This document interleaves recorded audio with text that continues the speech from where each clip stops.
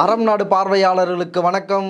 இன்று நம்மோடு இணைந்திருக்கும் சிறப்பு விருந்தினர் மூத்த பத்திரிகையாளர் தமிழா பாண்டியன் அவர்கள். வணக்கம் சார். வணக்கம். தமிழ்நாட்டில் ஒரு மூன்றாவது அணி உருவாக வாய்ப்பு இருக்கிறதா நீங்கள் பேசுகிறீங்க, இது எந்த அளவுக்கு உண்மை? அதற்கான வாய்ப்புகள் இருக்குதா சார்? இல்லை, அண்ணாமலையை பொறுத்தவரை அண்ணாமலையை மாநில தலைவர் பிஜேபி அறிவிக்கிற பொழுது அண்ணாமலைக்கு கொடுக்கப்பட்ட அசைன்மெண்ட் என்னன்னு கேட்டிங்கன்னா, திமுகவையும் எதிர்க்கணும், அதிமுகவையும் எதிர்க்கணும், கூட்டணியில் இருந்து கொண்டு திராவிட இயக்கங்களை ஒழிக்கணும், கழகங்கள் இல்லா தமிழ்நாடு. இதுதான். அப்போ அதுதான் அண்ணாமலைக்கு கொடுக்கப்பட்ட வேலை. அந்த வேலையை அண்ணாமலை சரியாக செய்கிறார். பிஜேபியும் எதிர்பார்க்கறது அதுதான், ஆர்எஸ்எஸ் எதிர்பார்க்கறது அதுதான். இரண்டையுமே ஒழுங்காக செய்கிறார். இப்படி இருக்கிற பொழுது அண்ணாமலைக்கு மாற்று தலைவர் இப்போ மாநதி வந்தாங்கன்னு வச்சுங்க, இல்லை மீண்டும் தமிழை செய்ய வர்றாங்கன்னா, நீங்கள் அண்ணாமலை செய்வதை போல் திமுக ஃபைல்ஸ் 1, திமுக ஃபைல்ஸ் 2, அண்ணாதுரை தப்பிச்சு ஓடி வந்தார், ஜெயலலிதா குற்றவாளி, ஏடிஎம்கே ஃபைல்ஸ் ரெடியாக இருக்கு. ரெடியாக இருக்குது. இதெல்லாம் வானதியோ தமிழிசை செய்வாங்களா? வானதி அவ்வளவு அண்ணாமலையை போல் களமிறங்கி திமுகவை அடிக்கக்கூடிய அளவு இல்லை. ஏன்னா வானதியை நீங்கள் லோக்கலில் வேலுமணி நல்ல தொடர்பு இருக்கார், எடப்பாடியோடு தொடர்பு இருப்பது ஒன்று தான். நீங்கள் வேலுமணியோடு லோக்கல் பாலிட்டிக்ஸ் இல்லை, அந்த டைம்லேயே கூட வேலுமணி தயவால் தான் வானதி ஜெயிச்சாங்கலாம் கூட ஒரு செய்தி வந்தது. அப்போது இப்படி இருக்கிற பொழுது கண்டிப்பாக அதிமுகவை அவங்க எதிர்க்க மாட்டாங்க. திமுகவை அண்ணாமலையை போல் கடுமையாக எதிர்க்க மாட்டாங்க. இது ரெண்டும் தான் அண்ணாமலைக்கு பலம். ரெண்டாவது, திமுக அதிமுகனுடைய பலம் என்ன, பலவீனம் என்ன, இரண்டையும் தெளிவாக தெரிந்தவர் அண்ணாமலை. ரெண்டு கழகங்கள் என்ன பண்ணுவாங்க? ஏன்னா இப்போ ரெண்டு கழகங்களுமே அண்ணாமலையை பார்த்தா இப்போ பயப்படுறாங்க. ஏன் பயப்படுறாங்கன்னா, ரெண்டு கழகங்களுக்குமே கொள்கை என்னென்னா ஊழல் பண்ணுறது தான். ஆனால் இதே கொள்கையை பேசுகிற, அதாவது பாஜக ஆதரவு நிலைப்பாட்டு எடுக்கிற மாரிதாஸ் பேசுறது வேற ஒன்றா இருக்கா சார்? இவங்க வேலையே செய்யலை, இது மாதிரியான ஒரு பிம்பம் தான் கட்டமைக்கப்படுதே தவிர மாதம் 50 லட்சம் யூடியூப் சேனலில் கொடுத்து இது மாதிரி அண்ணாமலையை போற்றி பாடுவதற்கான வேலை தான் நடக்குதே தவிர கட்சி வளரல. நீங்கள் ஈரோட்டில் 75 இடத்துல மட்டும்தான் பூத் ஆட்களையே போட முடிஞ்சுது அப்படின்ற குற்றச்சாட்டுலாம் வைக்கிறாரு. பூத்துக்கே உங்களுக்கு ஆள் இல்லை, நீங்கள் எப்படி ஆட்சியை பிடிப்பெல்லாம் பேசுகிறீங்கன்னு கேட்குறாரு. இல்லை, நியாயம்தான், மாரிதாஸ் சொல்லுவது நியாயம்தான். பிஜேபி எந்த காலத்துலேயும் இங்கே வளராது, தாமரை இங்கே எந்த காலத்துலேயும் மலராது. அண்ணாமலை ஒரு திமுக அதிமுக எதிராக ஒரு பிரம்மாண்டத்தை ஏற்படுத்துகிறார்.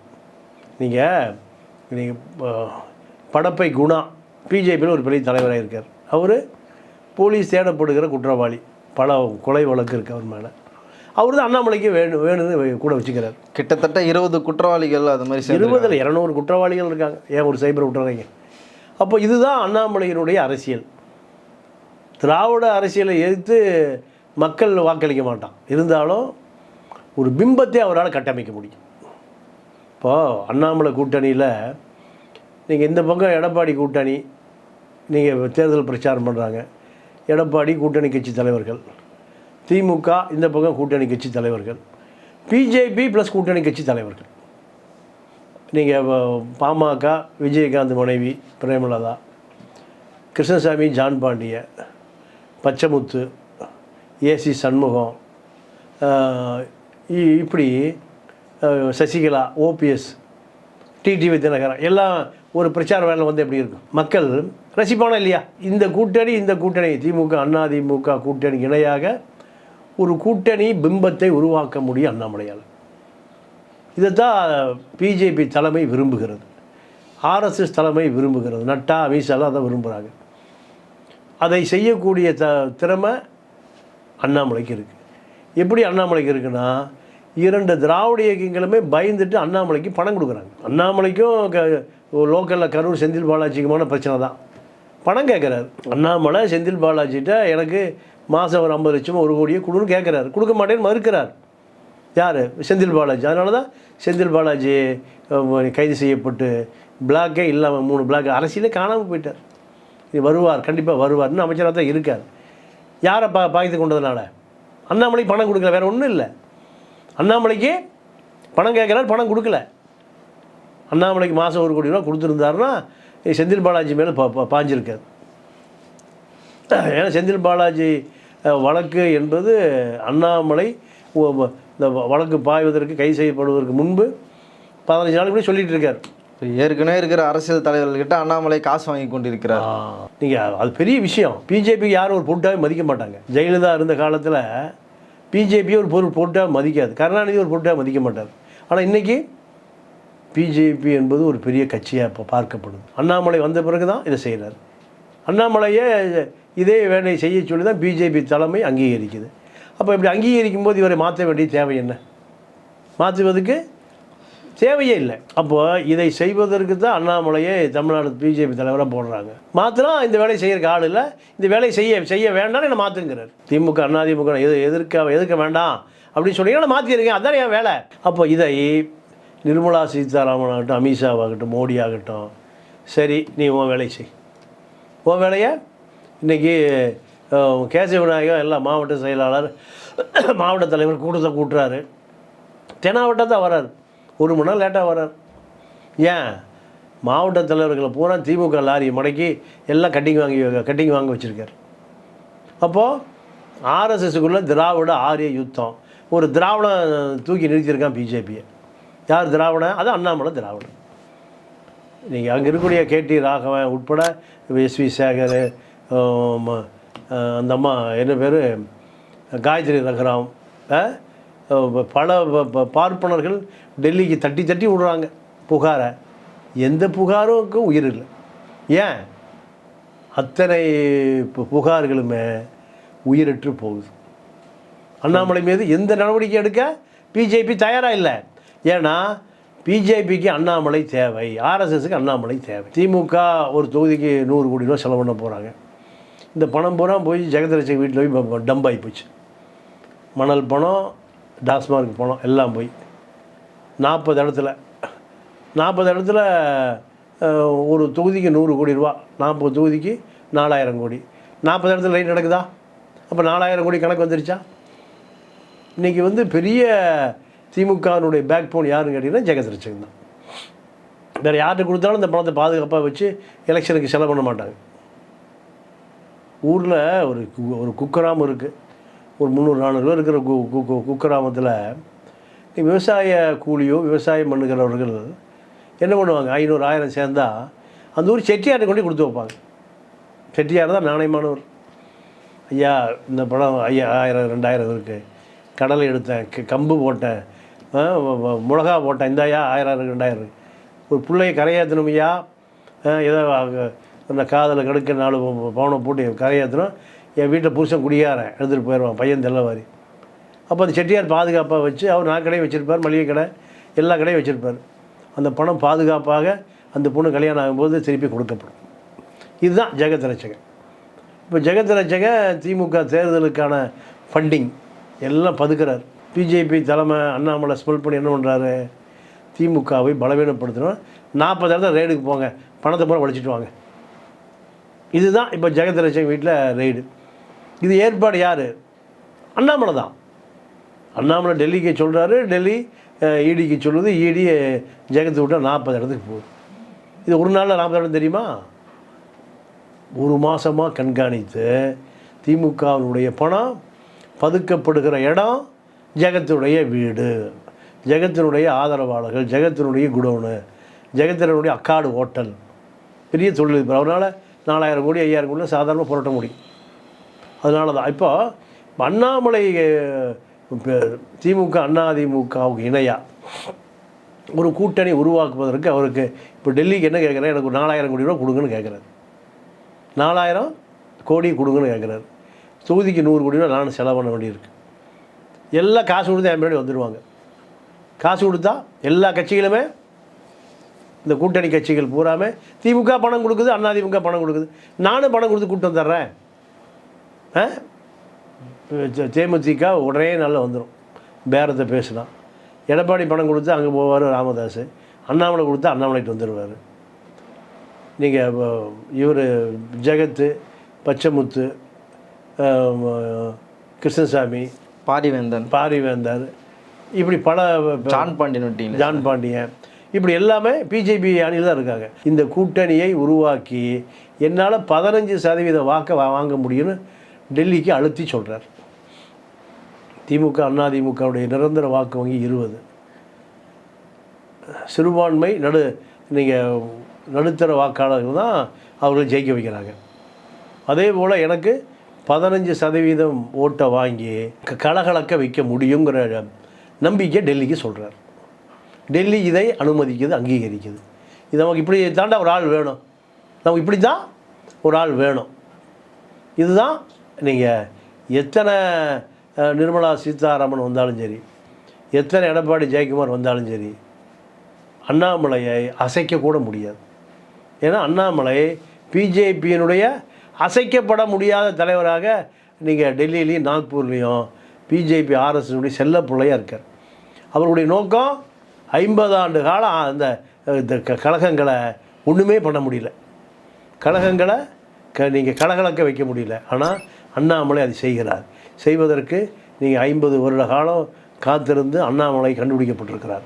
அதனால் அண்ணாமலையினுடைய கழக எதிர்ப்பு தொடர வேண்டும் என்று ஆர்எஸ்எஸ் பிஜேபி விரும்புகிறது. அதனால் அண்ணாமலையை அவர்கள் அங்கீகரிக்கிறார்கள். யார் சொன்னாலும் அண்ணாமலை மாற்ற மாட்டாங்க. அண்ணாமலை மாற்றினா மறுபடியும் இப்போ பிஜேபி 0க்கு போயிடும், பல்ஸ் குறைஞ்சி போயிடும். இதுதான் இன்றைய யதார்த்த நிலை.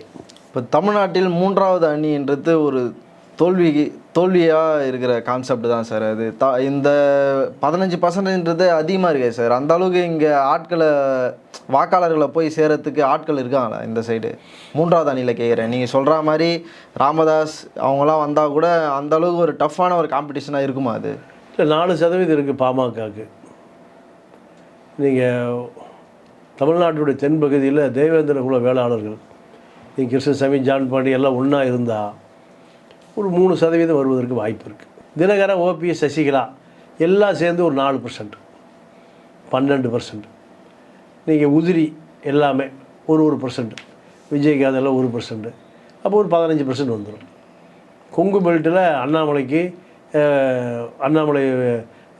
கவுண்டரு இவர் இந்த கட்சியினுடைய, அதாவது பாதி எடப்பாடியாக நினைக்கிறான் அந்த மக்கள். அங்கே ஒரு கவுண்டர் இருந்தால் இங்கே நிறைய பேர் இருக்காங்களே சார் அதிமுகவில். இல்லை, அதிமுக எல்லாம் டம்மி பீஸாவில் இருக்கான். வேலுமணி, தங்கமணி எல்லாமே ஒரு எடப்பாடி தானே, மீதியெல்லாம் எடப்பாடியுடைய பினாமிகள் தானே.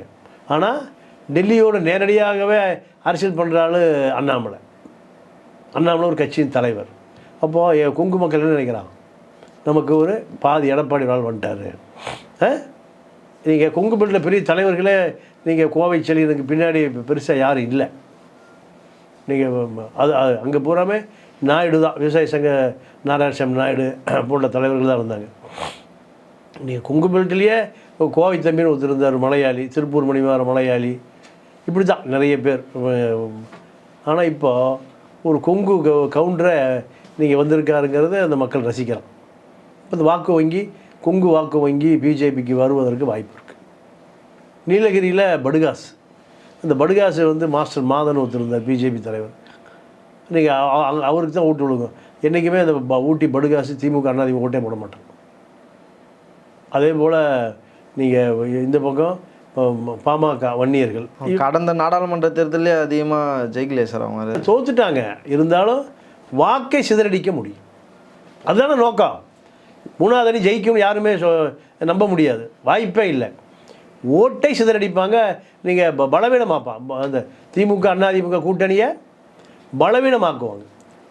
இதுதான் அண்ணாமலையினுடைய நோக்கமே வெற்றி பெறுவதல்ல. பிஜேபி தலைமையிலான கூட்டணி நிரந்தரமாக அது அப்படியே இருக்கும். அந்த கூட்டணி தான் திமுக அதிமுகவை எதிர்ப்பு கூட்டணி. திமுக எதிர்க்கணும்னா எங்கூட சேர்ந்துங்க. இதை அறிவிப்பாக அண்ணாமலை வைக்கிறார்.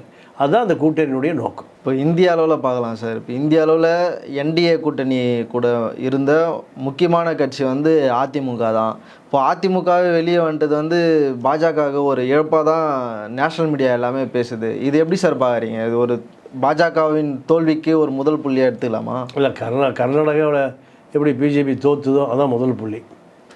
2வது ஏடிஎம்கே. நீங்கள் இப்போ நார்த்லாம் பிஜேபி மிகப்பெரிய அளவில் வெற்றி பெறுவதற்கான வாய்ப்பு மிக குறைஞ்சிட்டு தான் வருது. அதனால் மோடி தலைமை ஏற்றுக்கொள்ளவே வேண்டான்னு ஆர்எஸ்எஸ்க்கு பெரிய கலவரம் நடக்குது. 2 முறை முதலமைச்சர் வந்துட்டார், இவர் மேலே நிறைய புகார், அதனால் இவரை தூக்கிட்டு வேறு புது முகமாக போடுங்க, அப்போ பிஜேபி ஜெயிக்குன்னு ஆர்எஸ்எஸ்குள்ளே ஒரு பெரிய விவாதம் வந்துடுச்சு. அப்போ பிஜேபி நீங்கள் சரிவு நோக்கி போயிட்டு இருக்குதான்னு அர்த்தம். ஆர்எஸ்எஸ்ஸே பிஜேபி நீ மீண்டும் ஆட்சிக்கு வராது, மோடி வரமாட்டாருங்கிறாங்க. அப்போது ஆர்எஸ்எஸ் வந்து பல உளவுத்துறையில் வச்சுருக்கு. அத்தனை பேருடைய சர்வே யாருக்கு எதிராக இருக்குது? மோடிக்கு எதிராக இருக்குது. அதிமுக வெளியேறதுனால அதிமுகவுக்கு ஒரு எதிர்காலம். அதிமுக பிஜேபியில் தொடர்ந்துச்சுன்னா திமுக 40 சீட்டு அடிச்சிடும். பாண்டிச்சேரி உட்பட காங்கிரஸ் கூட்டணி திமுக 40 சீட்டு. போன எவ்வளோ சீட்டு ஜெயிச்சது? 38. பாண்டிச்சேரி பிஜேபி ஜெயிச்சிச்சு. ஆனால் இங்கே 38 மீண்டும் ஜெயிக்காது. ஏன் ஜெயிக்காதுன்னா சிறுபான்மை வாக்கு போன முறை ஒரு ஓட்டு கூட அதிமுக கூட்டணிக்கு விழுகலை. ஆனால் இந்த முறை பிஜேபியிலிருந்து அதிமுக வெளியே வந்ததுனால அதிமுக வாக்கு வங்கி சிறுபான்மை மக்கள், கிறித்தவர்கள், கம்யூனிஸ்டுகள், தலித்துகள், திருமாவளவன் வந்தாலும் 4% வந்துடும். எப்படி சார் அது எப்படி திருமாவளவன் வருவார்னு எல்லாருமே பேசுகிறாங்களே, எதனால் இதை பேசுகிறாங்க சார்? திமுகவுக்கு திமுக அவரை ஒரு கட்சி தலைவராகவே மதிக்கலை.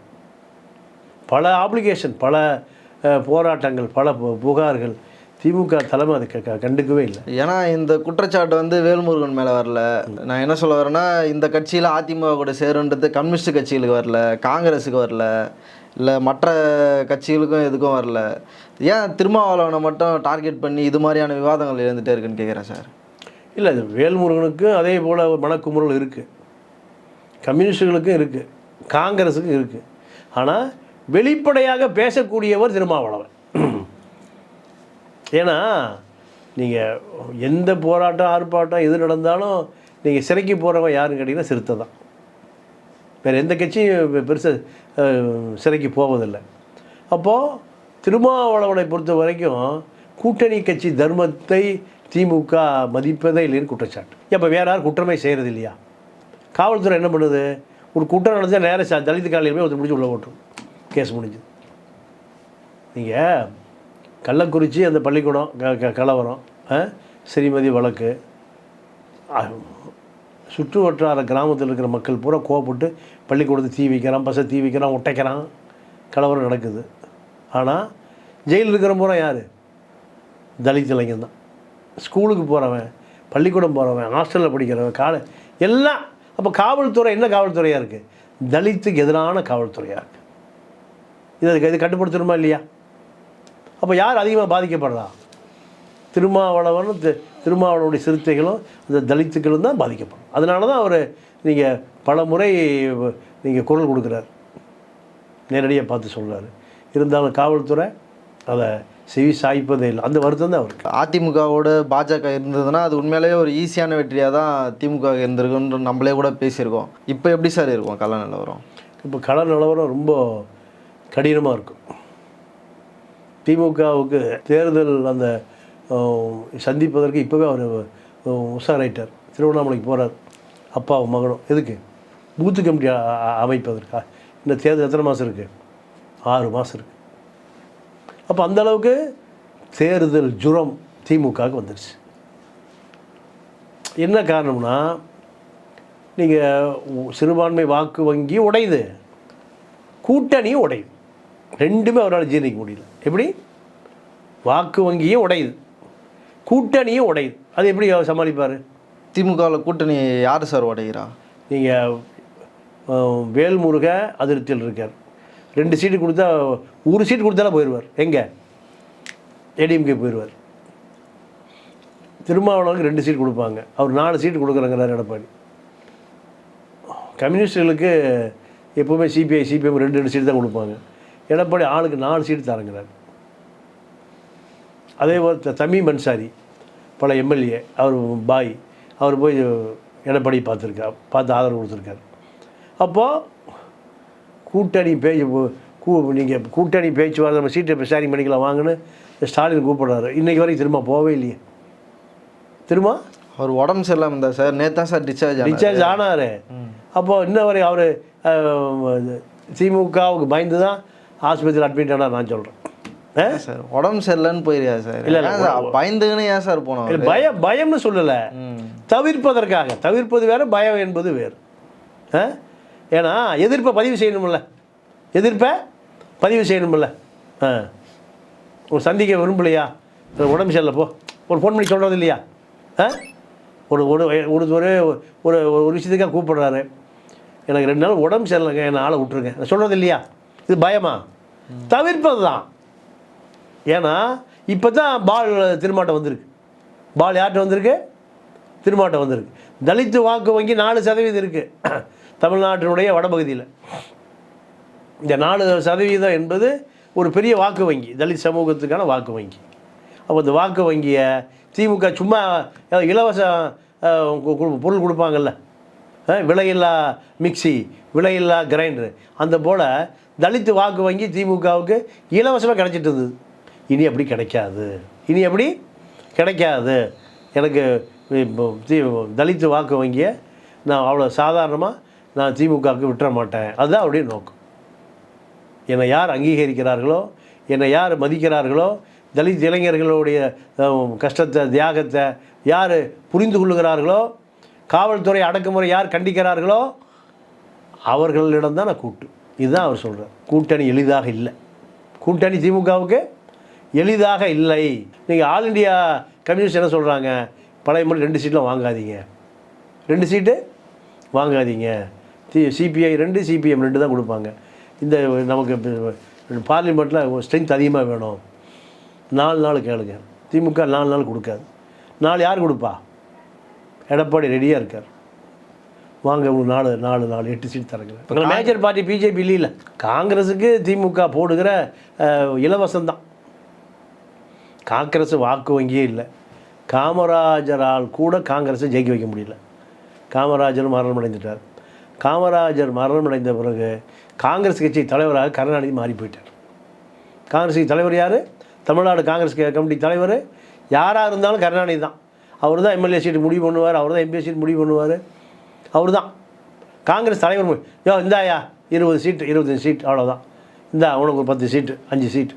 யார் முடிவு பண்ணுவா? காங்கிரஸுக்கு. இதுதான். ஏன்னா காங்கிரஸ் வாக்கு வங்கி இல்லை, ஆளும் இல்லை, தனியாக நின்று டெபாசிட் கூட வாங்குறது. அப்போது திமுக தான் காங்கிரஸ் இன்றைக்கும் உயிரோடு வச்சுருக்கு. அதனால் கொடுத்த சீட்டை வாங்கிட்டு நீங்கள் திமுக கூட்டணியிலேருந்து வெல்லுவது தான் சாலச் சிறந்தது. இதுதான் காங்கிரஸினுடைய ஐடியா. இப்போது கம்யூனிஸ்டுகள் அப்படி இல்லை. கம்யூனிஸ்டுகளை பொறுத்தவரை அவங்க என்ன கேட்குறாங்க? எங்களுக்கு பழைய சீட்டு 2 சீட்லாம் கொடுத்து நாங்கள் ஒத்துக்க மாட்டோம், எங்களுக்கு டெல்லியில் எங்களுடைய குரல் எடுபடுவதில்லை, அதனால் எங்களுக்கு 10 பேர் வேணும். எங்கே? தமிழ்நாட்டிலே 8 பேர் வேணும். சிபிஐ சிபிஎம் இதை யார் கொடுக்குறாங்களோ அவங்களுக்கு கூட்டி சேர்ந்துருக்கு. எங்கே டெல்லி தலைமை சொல்லுது. அப்போது எடப்பாடி ரெடியாக இருக்கார். 8 இல்லைங்க 7 வந்துருங்க. இப்போ அது கான்ஃப்ளிக்ட் ஆகாதா சார்? ஏன்னா இந்தியா கூட்டணியில் அவங்க அங்கே இருக்காங்க, இப்போ இவங்க இங்கே இருக்காங்க, அது ஒரு மாதிரி முரணாக இருக்கே சார், ஒரு நெருடலாக இருக்காது அது? இல்லை, இப்போ அதாவது கம்யூனிஸ்ட் பொறுத்த வரைக்கும் மாநில நலம் சார்ந்து முடிவு எடுத்துக்கலாம். கேரளாவில் கம்யூனிஸ்ட் கூட்டணியில் காங்கிரஸ் இருக்காது, காங்கிரஸுக்கு எதிராக தான் இருக்கும். எங்கே? கேரளாவில். ஆனால் ஆல் இண்டியா லெவலில் கம்யூனிஸ்ட் கட்சி கூட்டணியில் யார் இருப்பா? காங்கிரஸ் இருக்கும். கேரளாவில் சேர மாட்டாங்க. இப்போ கேரளா மாடலை தமிழ்நாட்டிலே ஃபாலோ பண்ணுவாங்க. அதுதான் கம்யூனிஸ்டுகளை பொறுத்தவரை மாநிலத்துக்கு ஒரு பாலிசி. நீங்கள் ஒரு பெரிய கொடுமை என்ன தெரியுமா? கர்நாடகாவில் ஒரு கம்யூனிஸ்ட் கட்சிக்காக தண்ணி கொடுக்க மாட்டாங்களாம்.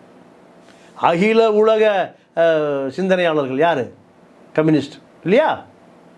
கம்யூனிஸ்ட் என்பது உலகத்துக்கு எல்லையே வேண்டாம், எடுத்து விட்டுருனார் யார்? ஸ்டாலின். கர்நாடகா கம்யூனிஸ்ட் என்ன சொல்கிறான்? தண்ணி தரமாட்டேங்கிறான். கேரளா கம்யூனிஸ்ட் என்ன சொல்கிறான்? முல்லை பெரியார் தண்ணி தரமாட்டேங்கிறான்.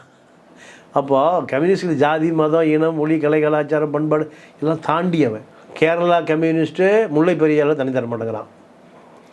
கர்நாடகா கம்யூனிஸ்ட்டு காவிரியில் தண்ணி தரமாட்டேங்கிறான்.